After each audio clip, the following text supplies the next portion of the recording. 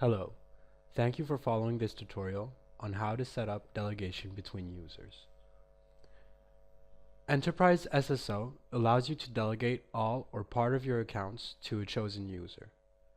Therefore, you can delegate your accounts without having to give away your password. Delegating accounts with Enterprise SSO can be done in a few steps.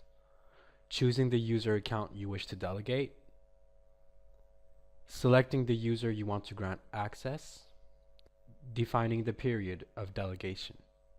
I will be using two session accounts created for the purpose of this tutorial. For users to be able to delegate their accounts, they must be authorized to do so. From the administrator console, check that the application profile used for the targeted application authorizes delegation between users. Controlling the delegation from the application profile allows you to grant delegation feature to the applications of your choice. For more information on application profiles, I recommend to follow the tutorial on how to configure a PFCP for a specific application. As you can see, the application profile I use for my applications authorizes delegation between users. On the workstation, applications who don't have the delegation feature enabled will have the delegation icon disabled. As you can see, I cannot delegate my FileZilla application. Indeed, the administrator has configured a specific application profile for this application, disabling the account delegation.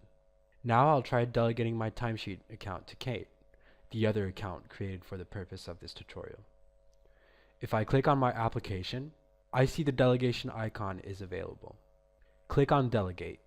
Type in the user to whom you wish to delegate your account, and then choose the period for which you grant a delegation to your account. Click on Delegate. So let's see if the delegation has worked. So I'll log on with the user who has had the application delegated to.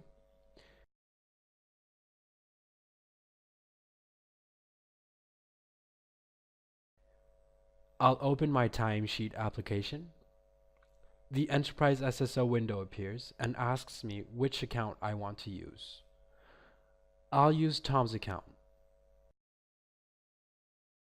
As you can see, I have entered Tom's timesheet account without having to know his password.